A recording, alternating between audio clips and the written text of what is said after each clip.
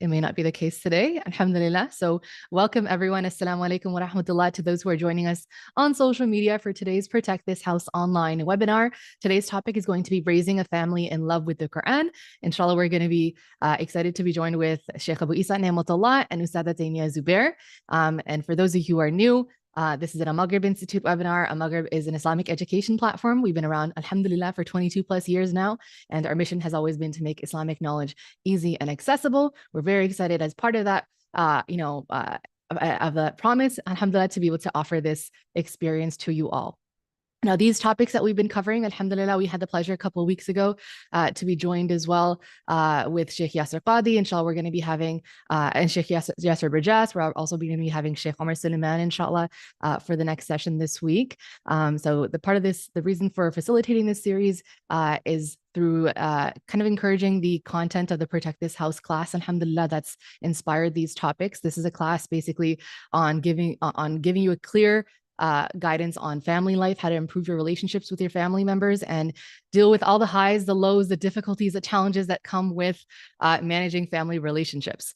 I'm sure many of you have already taken this class or are registered for lifetime access. This is an online course that's professionally filmed and edited that gives you access to all the content for life, inshallah, as soon as you register, and it's closing in a couple of days. It's available at almaghrib.online, so almaghrib.online.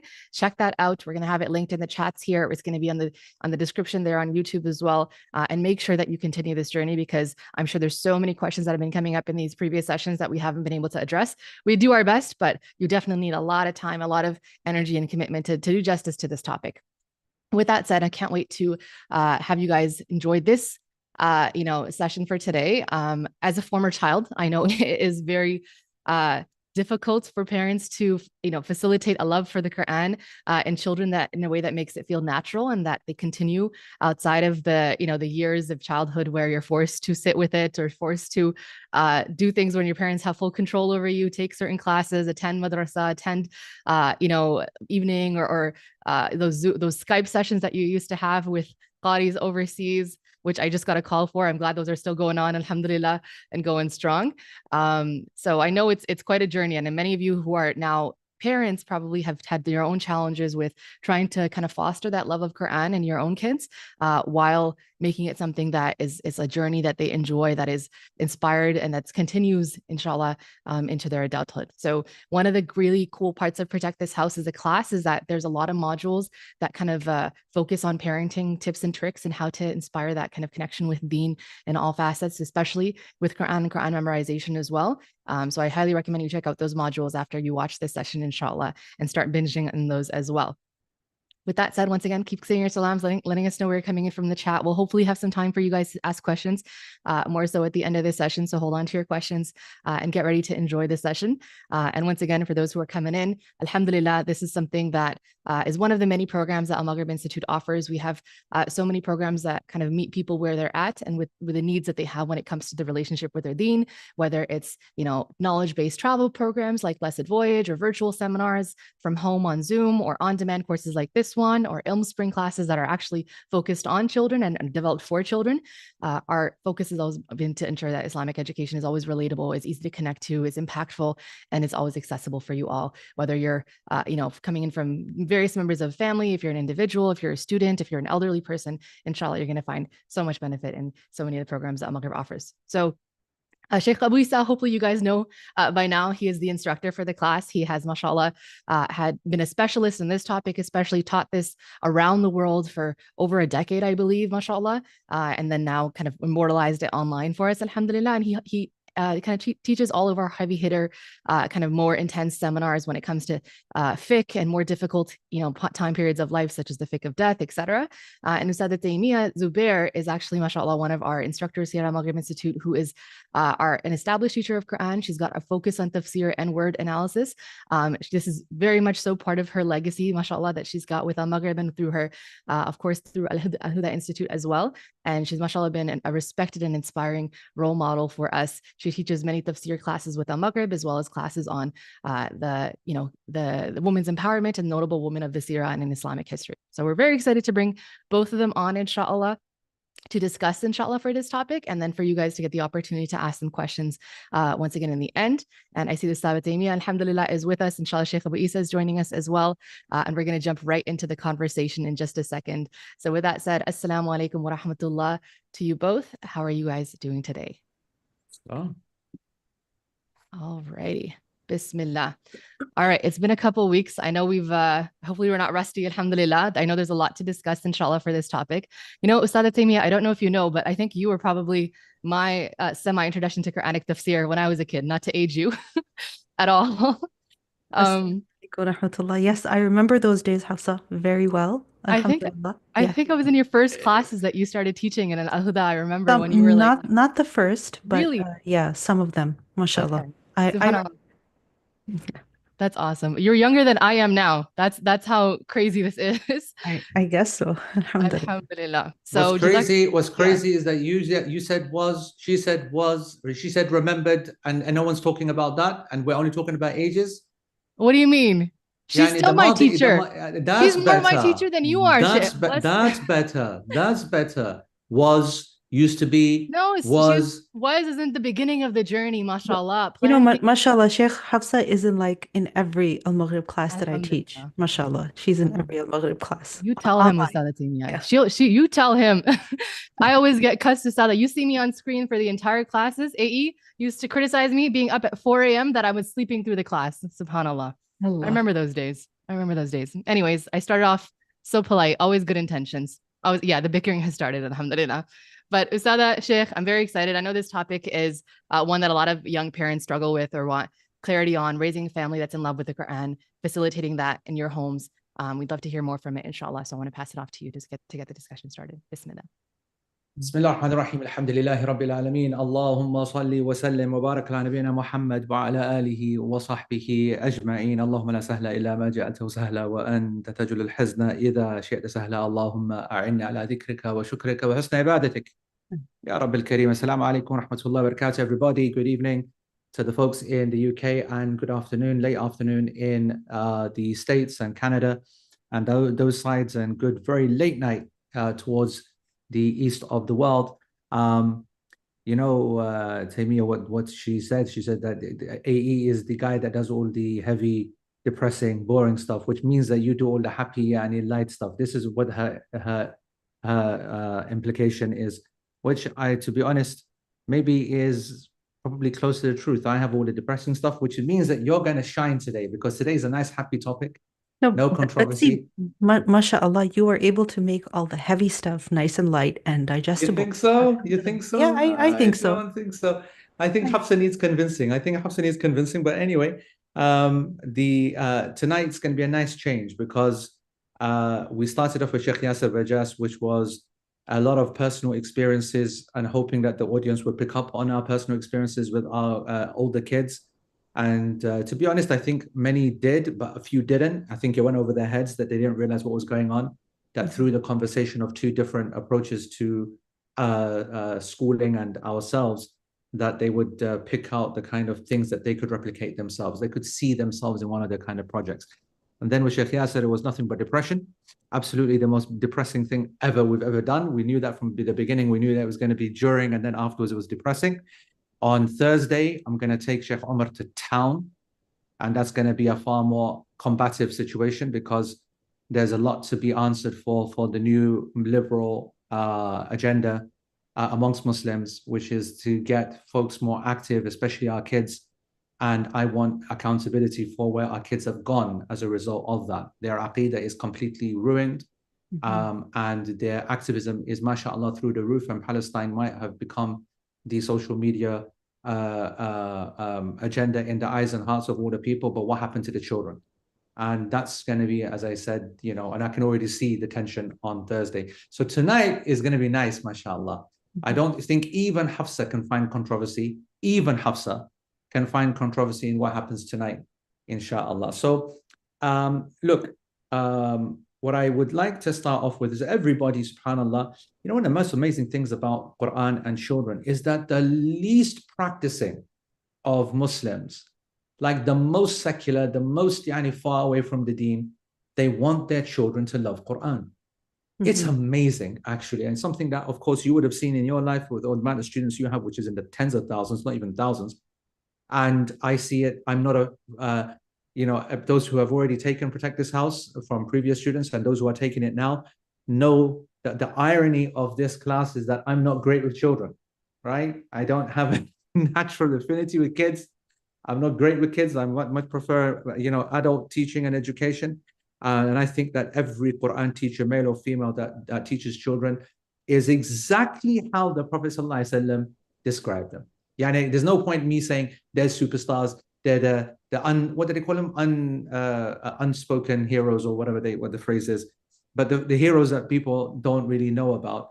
I could make 100 statements up, but the statement of the Prophet ﷺ will always be the best one, that the best of you is he or she, and the Prophet ﷺ intentionally left it genderless, who teaches the Quran and learns it as well.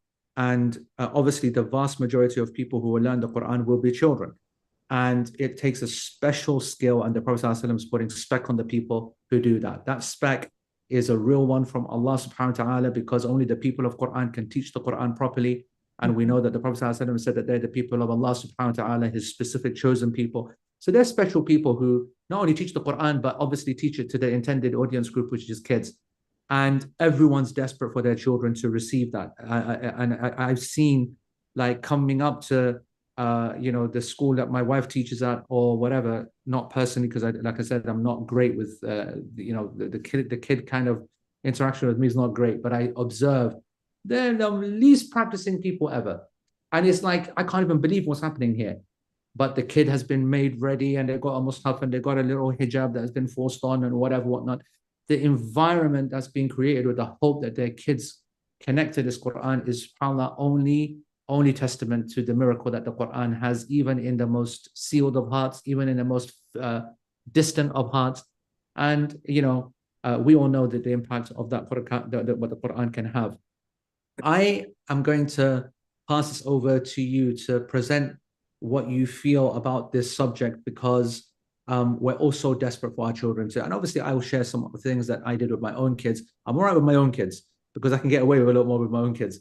But with your experience and your own journey, I would love to know. Obviously, everybody knows how fantastic your parents are, mashallah. May Allah preserve them. May Allah continue to spread the sadaqah jariyah that they've already established, and for it to go further and further. And that I was with them in the Islamabad just a couple of just 2 months ago, and I love everything about what they do. But I want to pass over to you to share your own story, because you are the proof and the hujjah of their efforts, but also how you are taking that to others in your work, because obviously you also work with adults a lot. So it'd be interesting to see your insight to kids. Jazakallah khairan kathira, Sheikh. I absolutely agree with you that, mashallah, in Muslims all over the world, there is definitely a desire to connect their children with the Quran. Even if people themselves are not connected with the Quran, they themselves don't know how to read, or they have not memorized, there is definitely this desire that their children should do, at least one recitation so that they can throw a big Ameen party, right? Or that their children becomes a hafiz so that they can talk about, how their child is a hafiz. But there's also, I feel, a lot of Muslims who are drifting away from the Quran. And I'm not just talking about the non-religious ones. I find that even within religious families, practicing Muslims, you come across people who don't know how to read Quran. And being a part of an Islamic school and also an institute where, we teach Quran, we come across this on the daily basis, that there are children who come in the 8th grade, who come in the 9th grade, who cannot literally read the Quran. Or there are children who are being brought to memorize the Quran, but they're not able to memorize because neither of the parents can recite the Quran. So if they cannot recite the Quran, how can they listen to their child's lesson, and how can their child memorize the Quran? So there's definitely, this sad reality as well, where people are drifting away from the Quran, or I see that people don't put in as much importance, put in as much effort, because they don't feel it's as important to connect, your children with the Quran at an early age. And there is, like you mentioned, the hadith that the people of the Quran are the people of Allah, right? There is a huge difference between people who have the Quran in their lives and people who don't have the Quran in their lives. And I think this is something that every Muslim needs to think about. That is it necessary for me to have the Quran in my life? And is this something that I want for my children? Is this something that I want for my family? And if I don't have the Quran in my life, if I'm not connected with the Quran in one way or in some way, is this something that's going to harm me? Is this something that is going to cause me to suffer? Right? And this is something that we really need to take seriously, because where on the one hand, Allah subhanahu wa ta'ala describes his book as Mubarak, as blessed and a source of great blessing in so many ways, the Quran is also Kitabun Aziz, a very honorable book, which means that if you abandon it, if you don't give it the right that it deserves, then putting the Quran behind your back, this is something very dangerous, right? This is something that's going to drive a person towards hell. Wal-'iyadu billah. So the Quran really needs to be a part of our lives. And I feel like this is a value that Muslims are forgetting. We don't give it as much importance anymore. For example, our children, from the moment that they're very little, we're very eager that, they should learn this skill or that skill. They should be independent, Montessori home and whatnot. What about Quran? Right? Well, what about ensuring that the Quran is a part of their life? And I feel that the greatest gift that parents can give their children is to help them become Ahlul Quran. And this happens at home. This is the greatest gift that you can give your children, that you help them become people of the Quran. That the Quran is a part of their life. It's a part of their identity. It's a part of their, what they feel is normal, right? And this happens at home. And if we don't help our children become Ahlul Quran, they're going to struggle a lot. They're really going to struggle. It happens with so many people that, for example, they're very eager to learn the Quran. And this is something that I see. People are so eager to learn the meaning of the Quran, but they can't, because they can't even read. Why can't they read? Because they were never taught how to read. And these are kids coming from Muslim families, right? And sometimes that desire is there, but people don't know where to start and what to do, right? So I do want to talk about a couple things that inshallah we can do as a family. But Sheikh, is there something that you'd like to add over here before I continue? Wallahi, the phenomenon that you're describing is actually very interesting. It's absolutely, it is strange how you have this dichotomy between those that are so desperate but not practicing, but also, as you said, those who probably don't realize and appreciate what they're missing out for their children in the environment that there is right now. I mean, and I think maybe later on we can speak about that in terms of tactics and strategy, but context is everything. And I think that being in the world that we live in today, in the time that we live in today, it is obviously clear to everybody that it is infinitely more difficult than it used to be. Mm-hmm. And that means it's infinitely more dangerous if you don't do it. That has to be the follow-up kind of conclusion. It's good enough. It's not good enough to just state what the reality is and moan about it. It has to be that, well, if we're in a dangerous time and whatever, you need to now double, triple, quadruple your efforts, because the consequences of not having Quran in this era, at this time, at this moment, in this environment is going to be far, far worse than what it would have been 1,400 years ago, 1,000 years ago, in which the dangers and the environment were not as pervasive and dangerous as it was. So I couldn't agree with you more. And please continue. Okay. So the first thing I want to talk about is how necessary it is to lead by example. Whatever you want your children to do, you have to do it yourself, and you have to do it nicely, right? I feel like when it comes to the Quran, your words alone are not enough. Like, you cannot just tell your children to read the Quran. You could tell them 1,000 times, but they will not read it until and unless you are reading it yourself. And this is something that I've personally experienced in my life. My mom, my dad did not tell us every single day, read the Quran, read the Quran. Read the Quran, then you can watch TV. Read the Quran, then you can go play outside. They didn't say that to us. They did it. They read the Quran every day. And this is something that I saw them doing. And it's, when I think about my childhood, I think of, the different memories that I recall. So many of them have to do with the Quran. Like, for example, we're going in the car together, and my mom is sitting in the front with the Mus'haf open, reciting, right? We are going together. I remember one Friday, because I grew up in Pakistan and Friday was like half day off. So I remember after school, we were going out together as a family for something. And my mom asked if everybody had read Surah Al-Kahf. And everybody was like, no, we haven't, because we were at school, we just picked up. And my mom was like, okay, let's read it together. So she gave the Mus'haf to my older sister. She read a couple pages. Then she passed it on to my other sister. She read a couple pages. She passed it on to me. I read a couple pages.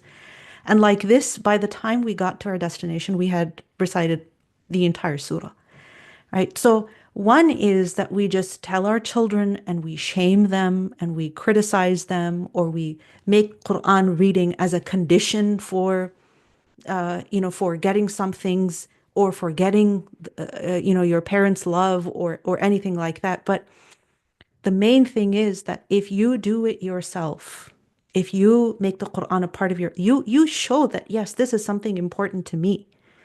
When you make it a part of your life, it cannot be that your children, by extension, will not like it. Of course they will, right? I've seen little kids as little as 3 liking coffee because their dad loves coffee, right? Why? Or little children as young as 2 knowing where lipstick goes and where eyeliner goes because that's what they see their mom doing, right?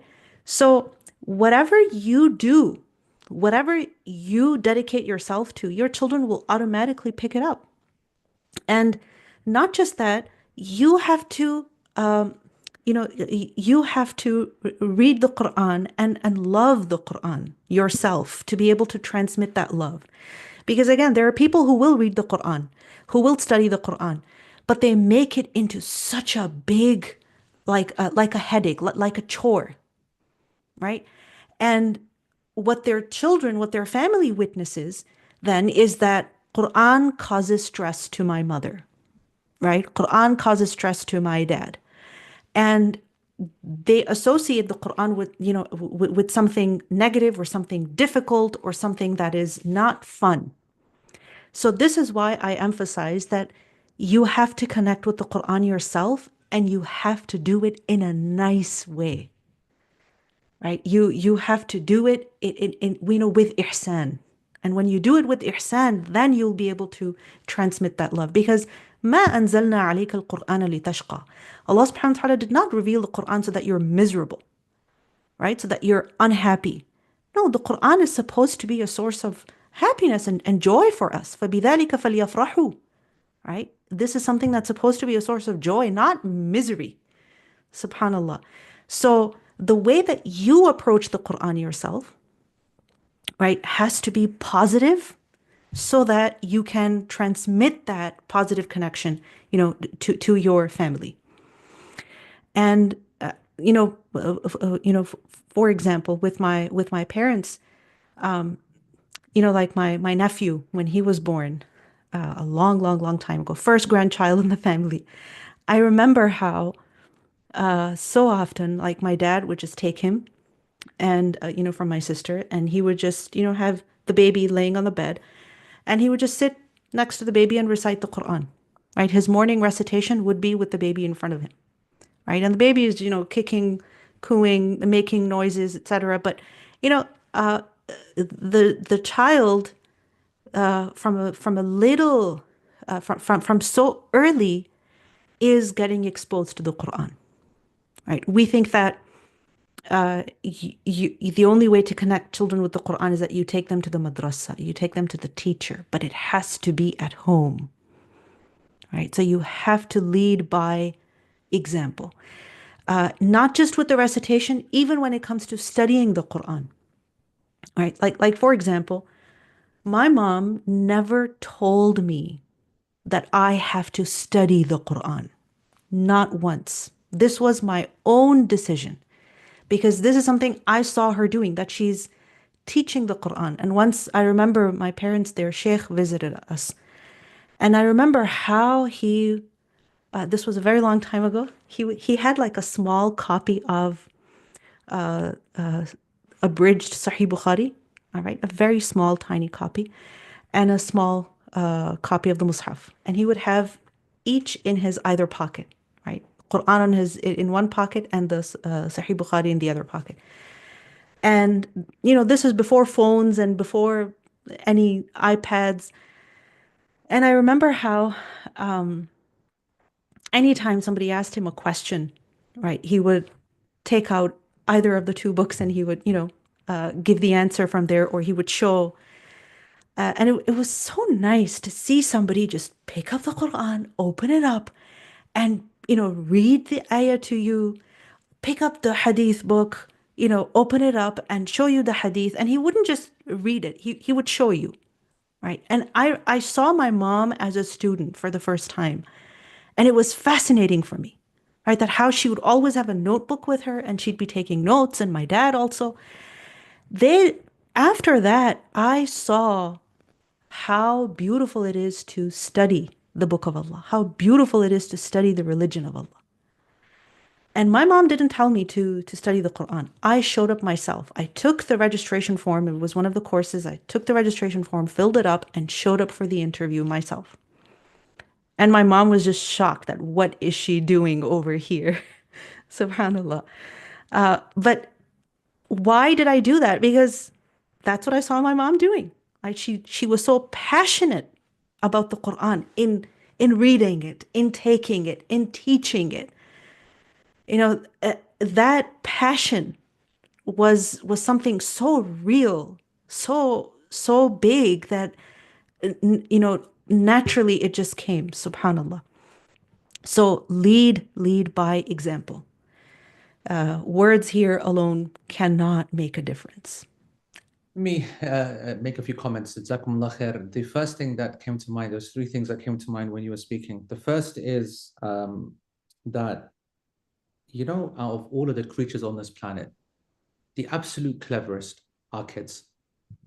And we think the opposite. We think like they're dumb kids, right? Like this, and actually their level of perception and what things mean and whatever, what people mistake is their intentional pushing the emotional stress connected to an issue to the side and ignoring it intentionally, so because they don't want the negative energy and the vibes and the anger and the confusion around an issue. Their intentional ignoring of that, we read as ignorance or immaturity or whatever. Actually, children know exactly what they want to see, what they perceive as good, as bad, what they want to copy. And there are so many examples. And especially, what's amazing to me is that back in the time of the companions and the early history of any nation, if a person was being told this, like imagine that we're sitting there in front of a group of people and telling them this point, right? Just like imagine that you're sitting in a masjid 1,000 years ago, explaining what you just said to those people. There would be some people that would be saying, yeah, she's probably right. Yeah, kids are like that. And especially those that would have kids.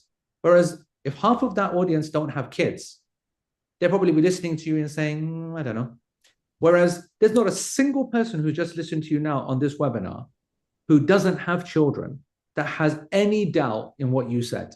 And why is that? Because they've seen it on social media. They've seen the videos. They've seen the funny ones. They've seen the viral videos of kids that are 1 year old, 2 year old, ridiculously young, and copying their parents in whether swearing, singing, dancing, then the religious side, praying and Qur'an and the like, And I remember that when I taught Protect This House live, I showed the class, and it was like a little kind of thing that we did of my youngest daughter, who's now 10, but she was 1. Yeah, she was 1. Yeah, she was a year old. And everyone has seen a version of this viral video. The kids that go, that's what they're doing, right? Making that sound, because that's the only thing they know about their mom and dad when they're reciting. That's kind of, and so if people think that these videos are funny, whatever. I have my own daughter was having the mushaf, and she would just randomly open the page, and she'd go, and you were just making this really high-pitched sound. And if you try to take the mushaf off her, screaming, kicking, whatever, give me the mushaf back, whatever, whatnot. She doesn't know what that is. She doesn't connect to that mushaf. She doesn't know if it's special or not, but she's observing something that she wants to be part of. It's part of an environment. So I just want to say that kids absolutely pick up on everything, and you can't fool them. You cannot fool a kid. You can pretend, like say to a child that, and what do I mean by pretend? Let's say that everyone's busy. And let's say that out of 10 times that your kid's meant to be reading Quran, you join them for 2, for example. Or in an environment where you should be reading Quran and the kids could observe you in 10 scenarios, you're only doing it twice. And the other 8 times you say to your child, you know what, you do it now and I'll join you. And you know that I've got something to do or whatever. If you think that your kid hasn't noticed that, and if you think that your kid knows that you are not 100% invested in this book, you have fooled yourself, because they're all over you. They absolutely understand. That's the first thing I was going to say. The second thing I was going to say is that there will be people that are listening to you and say, but how does that make sense when there are so many children that become Qur'an and Hufad or love of the Qur'an, and there is absolutely nobody reciting in the house, and there's nobody, whatever. And this is a really important thing that we need to answer, because this is not just with the Quran, but this is with the deen in general. That this deen itself is special, and it's full of barakah, and barakah means that which we cannot understand, right? The definition of barakah is illogical, right? By its nature, because barakah means to continue to give. Now, why is that illogical? Because we understand from the sunnah of Allah, Allah's system of nature, that if this is full of water, then it should pour into this one the same amount of water. If it keeps giving, this is what we call in Arabic barakah. There's barakah in this water because it keeps pouring. But in other words, this is illogical and impossible. And so the very nature of barakah, which is a key aspect of this religion, is that impossible things will happen. And an impossible scenario is a child loving the Quran when the parents are not involved and the parents don't like it. Or the same as a person becoming Muslim from the most biggest kafir household ever. Or a person being righteous when the parents are people of zina and something else. So of course that happens in life, but that's not meant to be something which is sustainable or reproducible. And it's very important, everybody listening, that whether we are speaking about teaching your children Quran or giving da'wah or X, Y, or Z, there are always exceptions. And those exceptions are to be celebrated, not to be emulated. It's very important as a methodology that we celebrate the exception, but we don't turn it into a methodology that we study and try to create, and I often say that when it comes to people who are practicing, the most practicing people, ironically, come from a very bad time of Jahiliyyah, right? And that's what Abu Bakr radiallahu anh, he came across as this famous narration, when he came across the Sahaba, younger Sahaba, and he commented to Umar that he basically saw I want to say a low-level, mediocre level of Islam. He observed this mediocrity, so he wasn't saying that this is rubbish or whatever, but he knew that this was not the levels of what it should be. And he said, Yani, I wish that they had seen Jahiliyyah. And he says this in a statement not to celebrate and praise Jahiliyyah, but the one who has tasted the other side comes much stronger on to the other way. Now, the question is, when we say Jahiliyyah, I mean non-practicing, involved in the haram, doing the haram. That's what Jahiliyyah is. And we probably know, most of us, either because we've been through it or because we've observed it, that the really strong kind of people, practicing people, leaders, many of them that are those that actually did Jahiliyyah, and the visceral counter reaction to that is so strong, and it leads to such a level of activity, effort, and sincerity. But at no point should that be put forward as a qudwa, or as a manhaj, or as something to be copied. Or you don't go and now say to people, right, you need to now go and smoke and go and do this and go and do that, so that you realize how bad the situation is. That would be absurd. And so we celebrate the exception, but everything that you hear here in this session are going to be the standard, and sometimes boring, and sometimes regular methods of getting the job done. And that's the only one that you should be considering as a methodology. You shouldn't be looking at the superstars who did it because they are miracle workers, or because they came through a very, very extreme experience. And that's so, so important, because people will often kind of pick on things like that, and they don't want to go through the tried and tested methods, which is what Allah and His Messenger want. They don't want us to tell our kids and our people that we're giving da'wah to, go and taste the haram, go and get involved.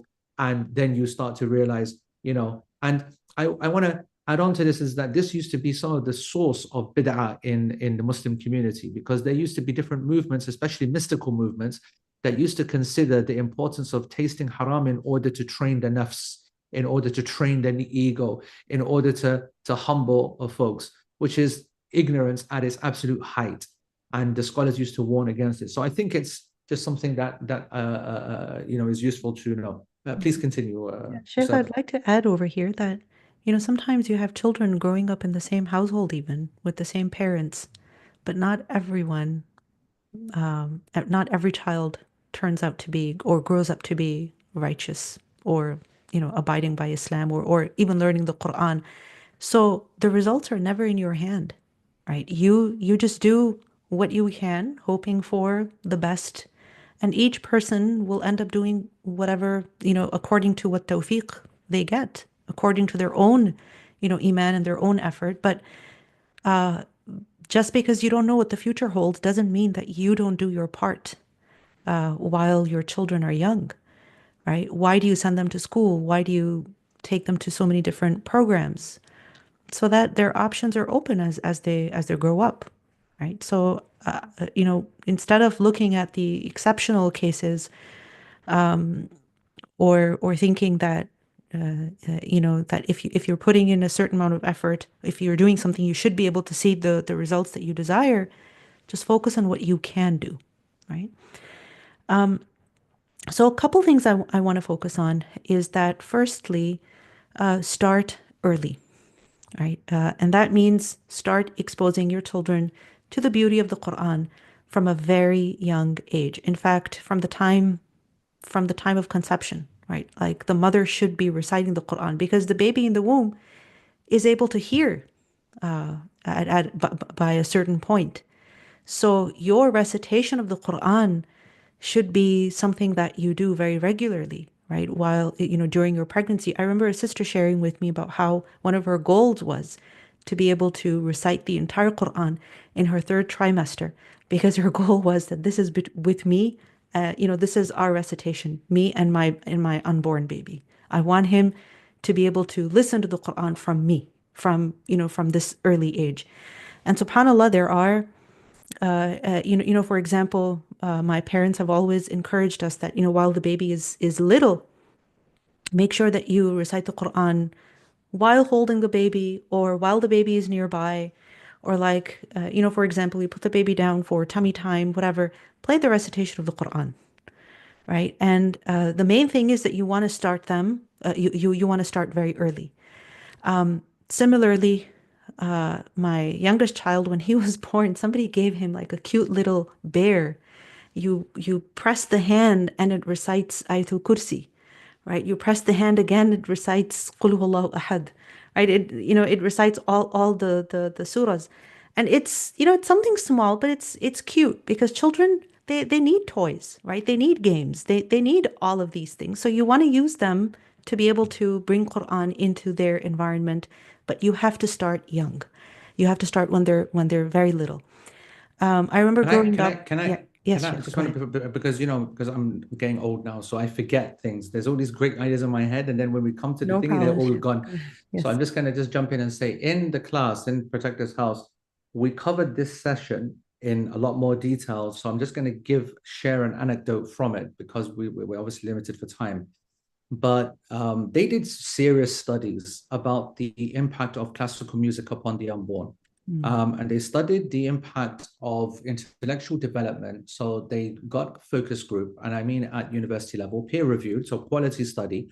And I went through that paper, actually a few papers, looking at the evidences of intellectual development. And subhanAllah, it's amazing to see that classical music, and obviously what's happening there is more the continual rhythmic tone, which is causing a sense of calm, which somehow is connected to a high level of intellectual development.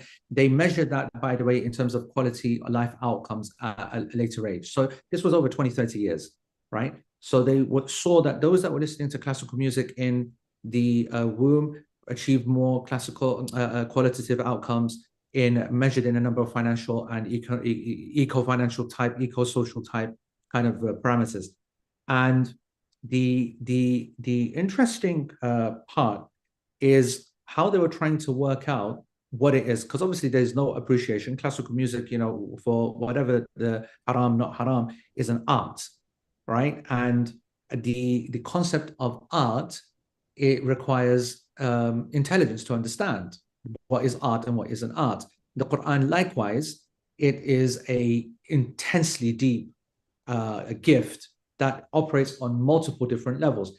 And if the music itself was creating some kind of rhythm, then what is it? What is the consequence that's leading to higher intellectual development? They said stability and safety, very similar to breastfeeding. Very similar to breastfeeding, where there was two approaches to breastfeeding, why it's so important in Sharia and just generally in human nature. That, of course, is the immunoprotective power of it and the transfer of obviously risk and obviously nutrition and the like, but also the sense of comfort, that hadana, that stability, that trust, that loyalty. And this concept of stability and grounding yourself, which is a big thing these days. Everyone goes out there in barefoot. Hafsa does it, I think, every Sunday. And she likes it. I don't know why, but she likes it. And I think in the garden, she just goes in barefoot. Grounding, the way that people ground themselves is this big kind of return to this classical kind of, I just want to know that I'm stable, that I am back to my roots and whatever. And that at the child level is something known, and breastfeeding. And at the classical music, that's what was happening. Now, from a Quranic point of view, when I looked at the statements of the Salaf, I didn't find a single basis or narration for the people doing it. Not a single one. And so I thought to myself, is that because they consider this to be something which is bid'ah, or whether it's just something that was not done? And then I came across Shaykh Uthaymeen alayhi rahmatullah, in which he used to recommend the recitation in the final trimester, more closer to labor, Surah Maryam specifically, with an intention to get shifa and barakah of the verses of the labor of Maryam specifically as well, but also supporting the idea that there is a barakah in the recitation of Quran, if not for the meaning and the barakah of whatever, but just the barakah of its recitation, just the huruf that are being recited, just the angels that are there. So I want to emphasize so much what you said, how important it is to have the Quran present to the unborn child. Mm-hmm. If they can't recite it themselves, then they should then have it played, have other reciters doing it. But this is the point I want to get to. The most important point is that actually what this is saying is not so much more about the child, but more about you. Because if you are a person who's reciting Quran to your unborn child, and you are the one who is reciting the Quran to the child that you are carrying, you are going to be the one that's going to become the easiest conduit of the Quran to your child when they really start to take notice. It will come natural. That's what you got to start right now. That's why I've always said, protect this house. People think it's only for the people who are going through divorce, only the people who have got old parents. No, if you are young, you should be taking everything seriously. You don't have children, it's time now to start planning for it. If you're not married yet, now you start planning for it. So I'm saying that the best thing that you can do for your children to come, inshallah, is to become someone who is obsessed with the Quran, because it itself will naturally produce that result in your children. Sorry to interrupt, Mr. Jazakallah khairan, Sheikh. Also, I feel like as children, grow older, I find that before the age of 10, it's so much easier to have them, recite the Quran, learn the Quran, even memorize the Quran, because it's just, they're happier. They don't know about the different, stresses in life. They don't care much about school. They're much more settled. So if you help them recite the Quran at that time, memorize the Quran, by the time that they're 10, it's so much easier later on. So don't delay their Quran recitation or memorization until, they're 15 or they're 16, because it might be too late by then. I remember I think not even 3.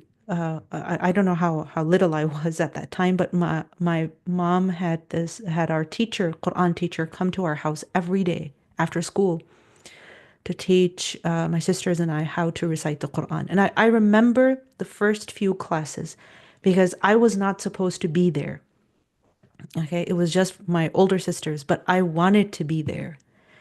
And I just remember sitting with the Qarida, right? The Qarida Nuraniya, that book that I had to do God knows how many times, because every couple months he would make me do it. But I feel like being able to recite Quran at a young age really, really helped me. Alhamdulillah. It was very easy for me to be able to read Arabic, learn, read even hadith later on, because I feel like when the Quran fluency is there, then your Islamic learning in general becomes easy. So if you are not able to teach your children the Quran yourself, like recitation, get them a Quran teacher when they're still little. And 3 years old, 4 years old, perfectly fine. There's nothing wrong with that. And in fact, it's good. It's about time, because if they're able to go to preschool and learn ABC and the weather and days of the week, they are also able to learn the Quran, inshallah. Sheikh, anything you'd like to add? I wanna say that the ages, the scholars used to divide these up, and again, it's another lesson that sometimes things that used to work back in the day don't necessarily work today, or they need to be adjusted. Like this question here, Sister Faiza asked a good point. She goes, maybe that the Salaf, you're not seeing these statements from the Salaf because they were reciting Quran all the time. No, don't make them. I've maybe not expressed myself properly. I'm not talking about them hearing the Quran. I'm talking about the Quran being recited to them. So I mean like an intentional kind of like, obviously I'm pregnant for a different reason, and unfortunately, so I'll just use my fat stomach, but like, actually reciting. And that is like, a different level, to be holding your stomach and to be reciting. That's what I'm talking about, Faiza. This is not something which is narrated. Whereas those that did it in conventional studies with music and whatever, they were actually kind of stroking their stomach and kind of trying to send the vibe and the energy in. I don't mean just general recitation, which is great as well. Absolutely, that's something which is important.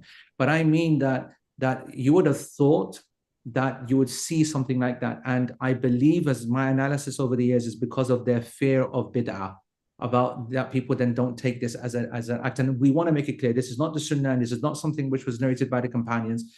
We're saying that this is a good habit, similar to the point that we just heard about the age of 10. Now, if you look back in the day, these age brackets are very subjective based upon what we know about society today. Like we could have made about 20, 30 years ago, you could have pushed that age to maybe 13 or 14. 50 years ago and 100 years ago, you could have put that age to 16, 17. This year, our age right now, I'd go even younger and I'd say 8 years old, 9 years old. Because whenever you're going to give them access to a device and you're going to allow them to observe, and be part and parcel of the society that is today with whatever, nothing, the Quran can have no chance against a device that is playing. Forget about movies and games and dodgy stuff, whether it's halal films, not entertainment, cartoons. I'm not even talking about that. I'm just talking about videos of you on your phone, videos of the family members on the phone, just to have access to a phone. Forget videos, just seeing themselves on the phone, right? Just, a phone recording them. Once children get access to other things that are so incredible, so exciting, so much fun to be with, right? The Quran is going to suffer.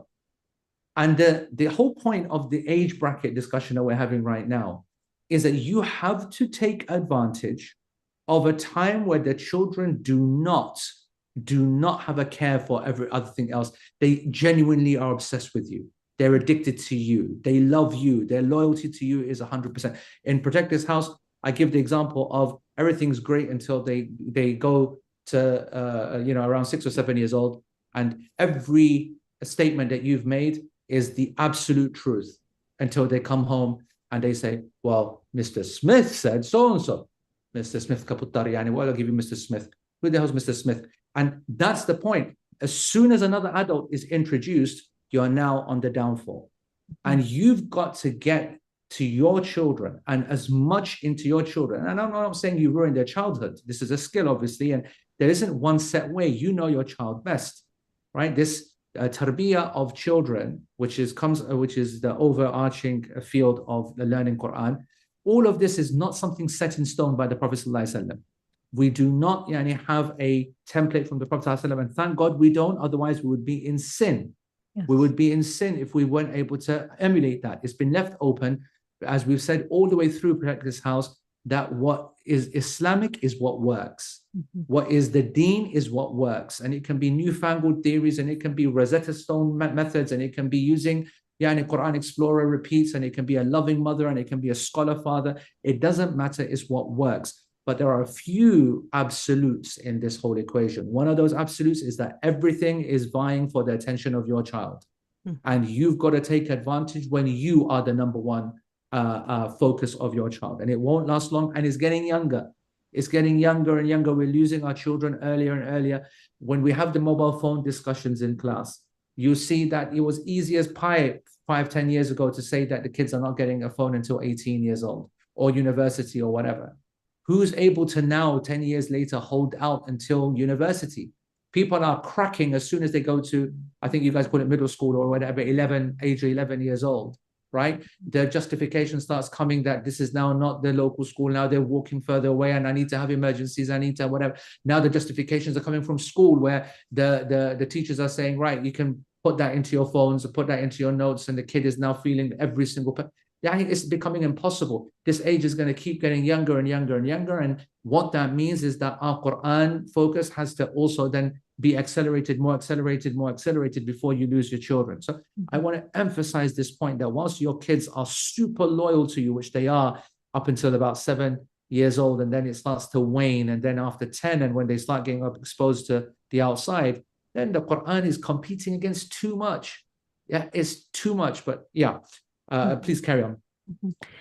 So just 3 things I want to mention. One is have a Quran routine and keep it consistent.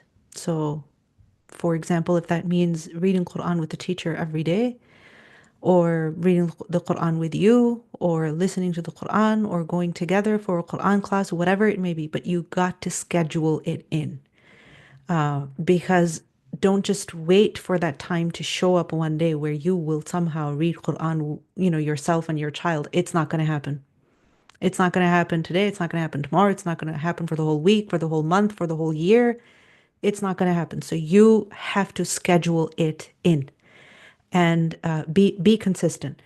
For example, I saw my mom do this with some of my siblings, I will say, that before going to school, you cannot leave the house until you are done reciting a certain portion of the Quran. And it had to be right next to in the living room. It had to be every single morning, right? Because this is something that had to happen. You have to come have breakfast, but before you leave the house, you have to recite this much Quran. So have a routine and be consistent. The second thing I want to talk about is reward your children. Okay. These days people get celebrated for, their birthday, right? And what is your birthday? Is it an accomplishment on your part? Nothing on your part. But everybody wants to feel special, right? And there are people out there who will show your children that they are special. So you want to make them believe that, they are special in your eyes, that you are very happy for their accomplishments, especially those related to the Quran. So for example, they memorize a surah, they memorize a juz, whatever it may be, reward them, right?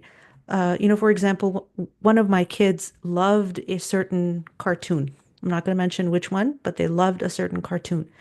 And they wanted a certain toy as well. So I said, inshallah, when you're done reading the surah with me, we'll get that toy for you. Right? That toy was based off of a cartoon. And yes, it was because of the toy, right, that the child learned the surah, but it's okay because they need some kind of reward, some kind of incentive. And inshallah, before you know it, they will find the Quran itself to be so rewarding that they're not going to need all of these rewards from you, but you have to use some kind of rewards to encourage your children, right? That reward can also be being able to play some game, right? Being able to play Minecraft or whatever it is that they play. But it's about, first they read, and once they read, then they can play, right? And that game can be the reward. The third thing I want to mention is make sure that your children are able to connect with people of the Quran as well. Okay, so for example, you want to take your child to a place, whether it's a Quran school or a class or the masjid or somewhere where somebody else their age who's good friends with them is also learning the Quran, right? Because if they become friends with people who have similar goals, it just becomes so much easier, right? Like one of my kids actually went into Quran memorization, right? The program. Why? Just because their friend was in the program, right? And it's something that I personally had not thought at that point that, okay, my kid is going to memorize the Quran, this year. It's something that I wanted my kid to do, but I didn't think he was ready for it. But subhanAllah, because of his friend, right, he wanted to go. And I'm like, okay, mashallah. But it's been so many years and they're still such good friends. So friends, they are a big part of your journey. So you want to connect your children with people, with families, right? You want to have such friends, whose children are also connected with the Quran to make it easier for your children, inshallah. So that's all I wanted to mention, Sheikh. If anything you'd like to add, please go ahead. Barakallahu feeka. I wanted to speak about what you said about the morning and about how important it is. You know what people don't realize? Like, we have a few questions I can see in the chat that said, like, my child is struggling and, they throw a tantrum after a little while. And what should the solution be? Again, back to the previous point is that you will know your child best. There is no necessarily actual correct answer here, but what I can share is some experience. For example, one of the things that we do automatically when something doesn't work is to blame the obvious thing, which is the kid, right? Do you realize, I bet that if I put you on the mic, you're going to say that, if I was to say to you, when is it that you do this? And you're going to say, yeah, when they come back from school, then that's the time that we sit down. And that's when we, that's what happens.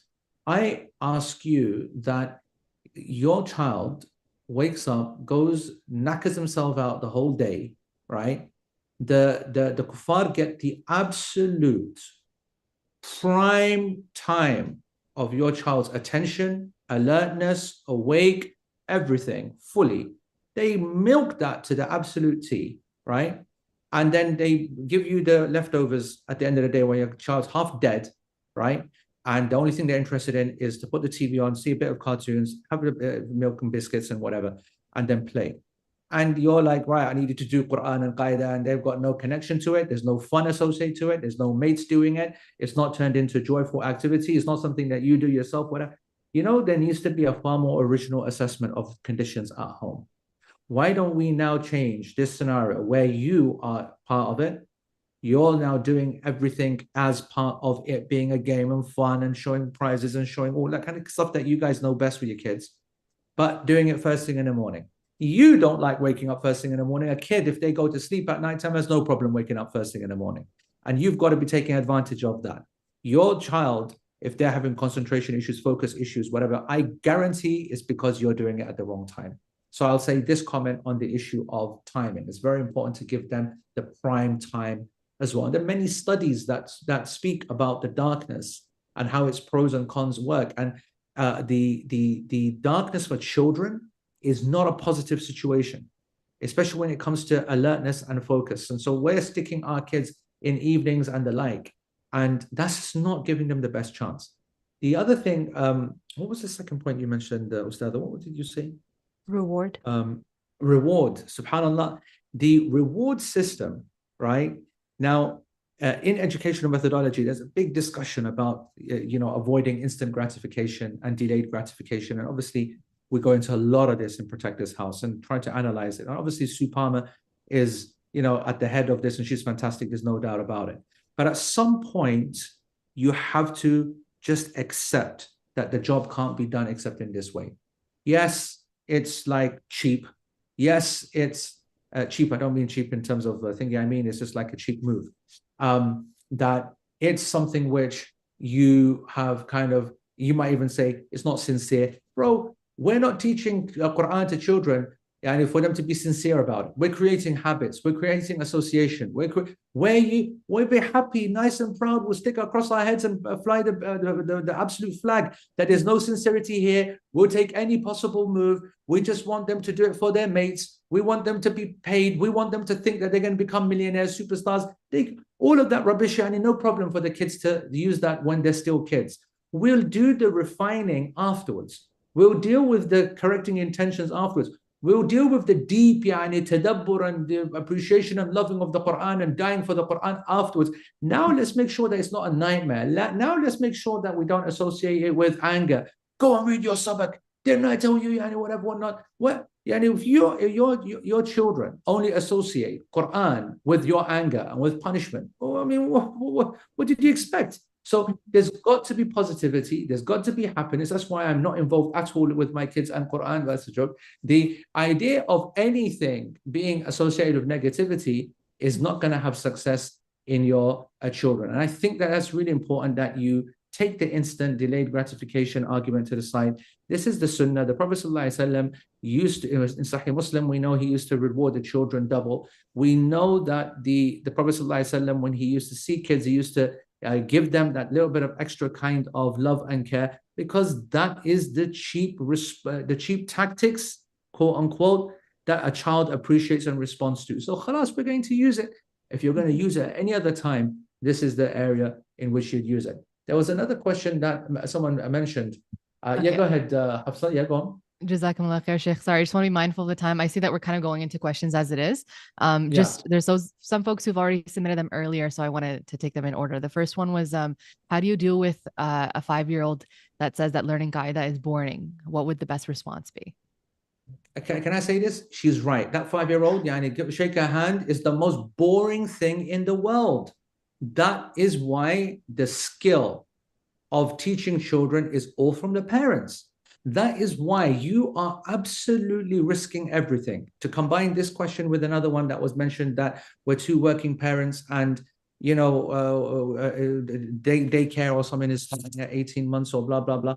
And I just want to make it clear that I'm not speaking to anybody's specific situation. I'm not trying to patronize anybody, whatever. But someone who's in this scenario needs to really seriously rethink their life. And someone might turn around and say, that's very idealistic of you, very blah, blah of you, but we need to have two wages, we need to have two incomes. And you have to ask yourself that really, is that the case? And if that's the case, maybe you need to change the concept of how, or maybe change the way that you're perceiving your priorities in life. Because if you are not around for your child in their young ages, blame nobody but yourself, whether you're happy to hear that or not happy to hear that. Blame nobody but yourself. And then back to this point about the 5-year-old not liking, finding the Quran boring. Of course, they find the Quran boring. And then what do? You go and find some old uncle to come to the house, and he, in his old uncle Yani way, is going to teach this kid thing. Are you kidding me? Are you kidding me? You have to be that conduit, and you've got to become the most excited, excitable, the most Yani happiest. You've got to create that into a zone. What is it that kids find boring? What is it that I look at my kid eating broccoli and I'm thinking, Yani, what kind of baghariti is this? Who would eat broccoli? I can't stand broccoli. Who the hell did you learn broccoli from? She goes, Mum likes broccoli and I like broccoli. I mean, can I ask the question, what logic is there behind liking Yani a broccoli? Is white man food to the end? Absolute nothing, pointless, no nutrition, completely tasteless, completely waste of time. What is desi food doing with broccoli? What is it? Except that if another person likes it, wanting it, enjoying it desperately, then they say, you know what, I like this as well. Even though it's intrinsically unlikable, unedible, uneatable, 100%. The Quran is the same. The Quran is the same. If your child is suffering, struggling, it's because you are not doing the right job in the right way.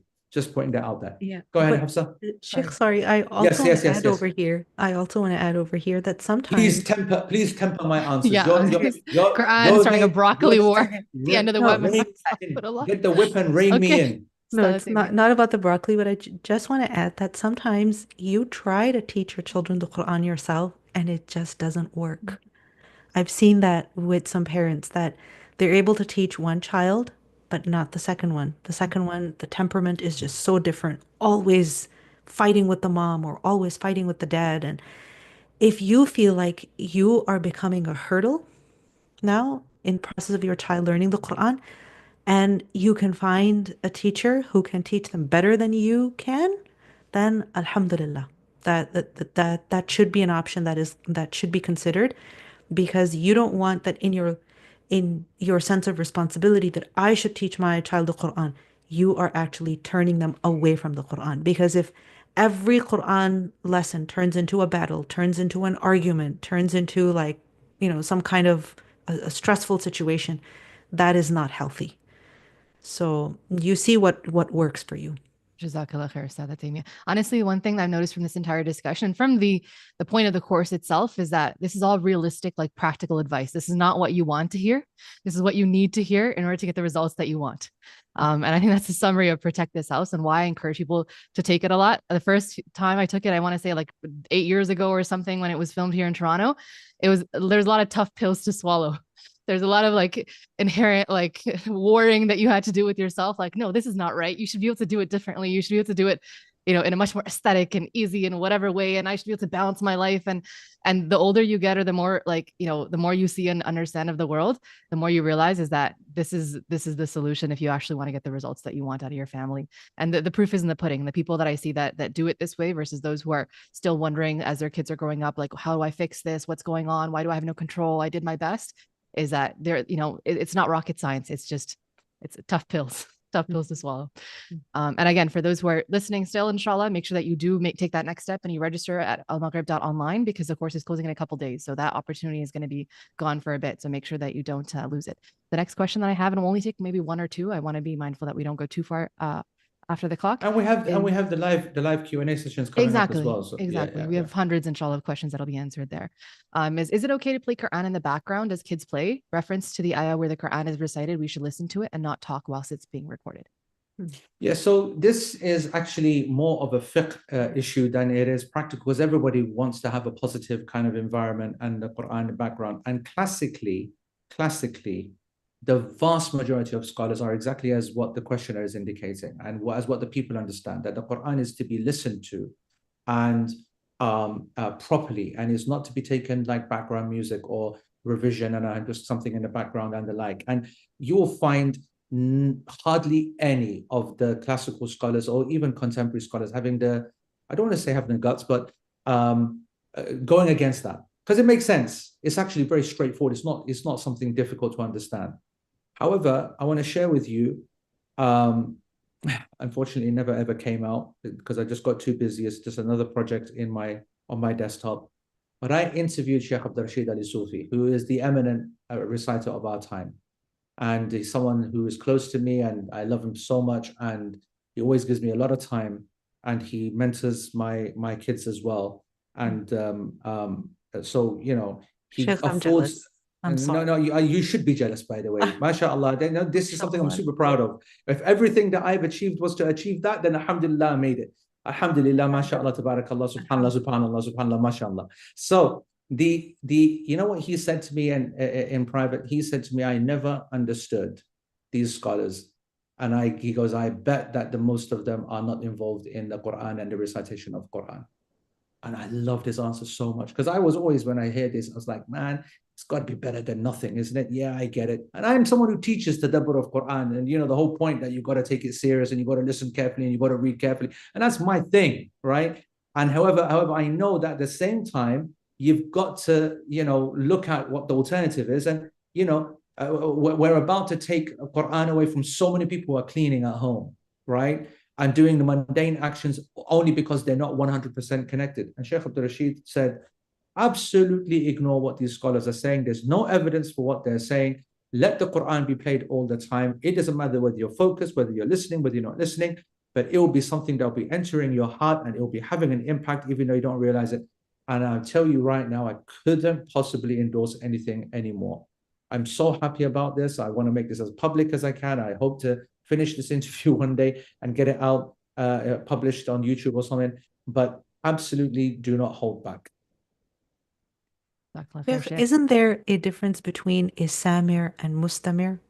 No doubt, but even from the point of view of fiqh, they're not even talking about the listening. So in English, when we describe hearing and listening, hearing is just background sound, and listening is you internalizing.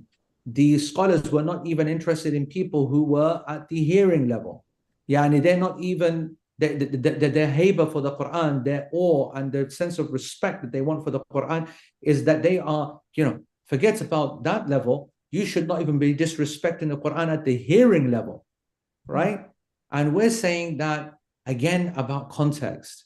If we take the Quran away now, like I started off with so positive, look how many people want their Quran to be taught by the kids, and then you were like, let me just teach you a lesson and show you how many people are not actually learning the Quran. It's true. It's a huge number of people that have got no connection to the Quran whatsoever. That's the dose of reality that we need to know.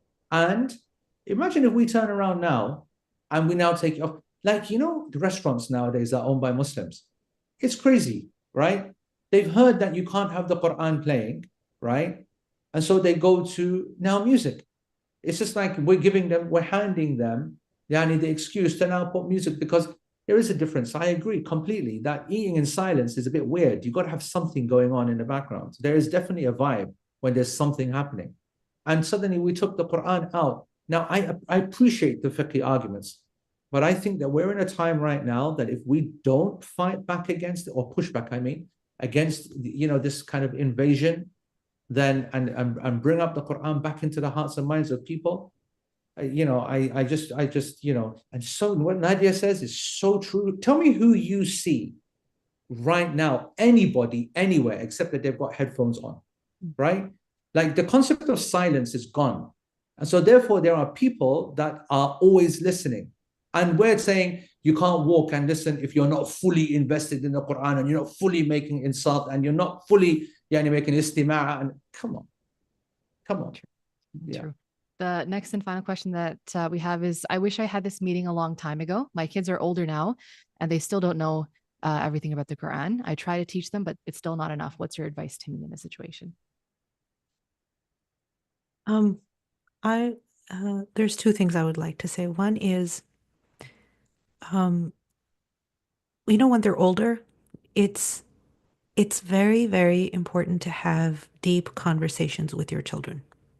And sometimes we think that, they're kids, what will they understand? No, they're even as a 14-year-old, 15-year-old, you can have a very deep, meaningful conversation with them where you have, sit down over coffee, over boba, whatever, and you talk to them about how you really want to make Qur'an, a part of their life and your life. You want to increase in that.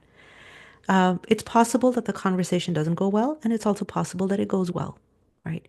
But don't just assume that your child is never going, it's just too late now. Don't assume, because it is possible that, while they're 15, you talk to them now about how you wish you knew before, and you want them to read Quran, you want them to learn Quran, right? There was a class I was teaching on the weekends, Hafsa, where you used to come. That's better. Used to. That's better. Well, I no Sure. longer teach that class. Yeah, No, no, no, no. Let's not Exactly. make That's the excuses. use to. That's not the the reason. Stay people to focused, blame here. Tamia. Stay Bismillah, focused. bismillah, No Okay. bismillah. excuses. Both of us are So, muting. Both of us are muting. Go ahead, anyway, sorry. Hafsa, I don't know if you remember, but Yes. uh, these, so many moms would bring their kids to the class with Mhm. Tim Hortons breakfast, Yeah. right? 50% Why? of the class. Because the Tim Yeah. Hortons breakfast was the incentive. For all these teenagers, they don't want to get out of bed at like 9 a.m. on a Saturday morning. No way. Yeah. But if they got Tim Hortons on the way, okay, sure, sounds good. Or the So cafeteria food. Remember, my mom was in the cafeteria for 10 years, exactly. so So it was getting nicer and nicer junk in the cafeteria. exactly. Yeah. So do what you Yeah. can, right? Have those conversations, Yeah. respectful, kind conversations. Um, the second thing is, please make dua for your children. Okay. And do not underestimate the power of dua. Make dua for your children. Ask Allah for forgiveness for whatever mistakes you made in the past, right? And ask Allah subhanahu wa ta'ala to compensate for where you fell short. And Allah subhanahu wa ta'ala is able to do all things, right? So these two things I would advise. Let me just add two things on top of that. In the class, we speak about this issue, obviously, because a lot of people are in this scenario, and you can't just be falling into depression because of not being locked in early.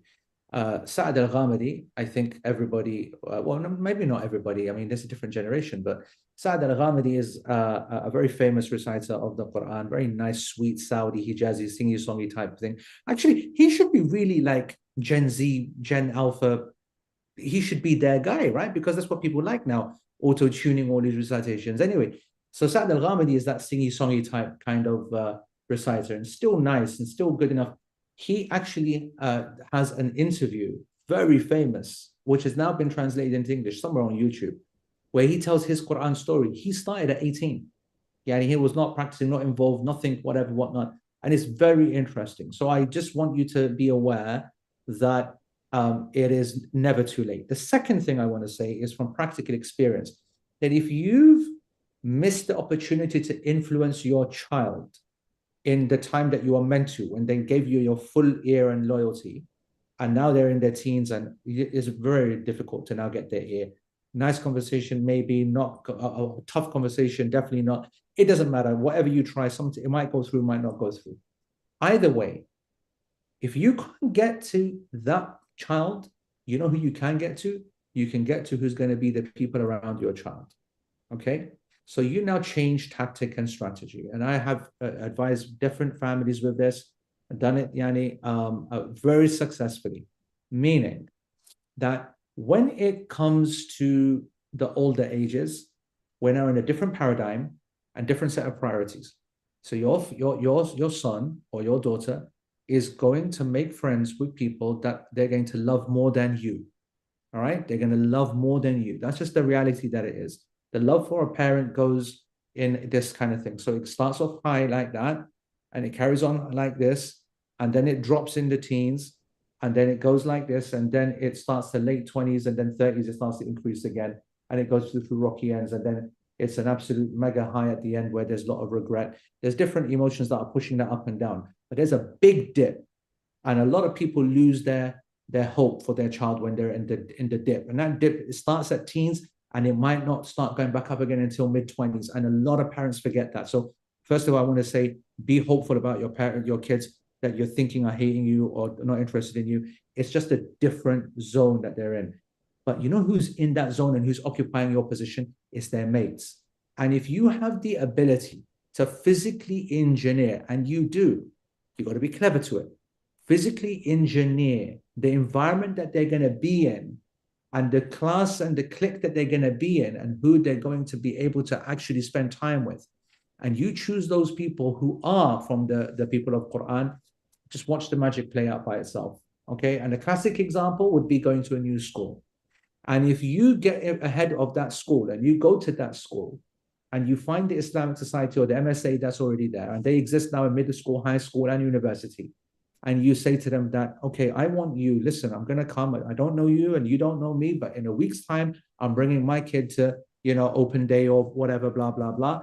And I want you to come and I want you to say, and you're going to be that person. And, kids are not complicated. It's not like they don't seek out. The first person that shows them interest, the first person that shows them loyalty, the first person that shows them a bit of love, that's going to be the one that you're going to be connected to. It's not difficult. So you make sure that first person that's going to be is the one that you put in.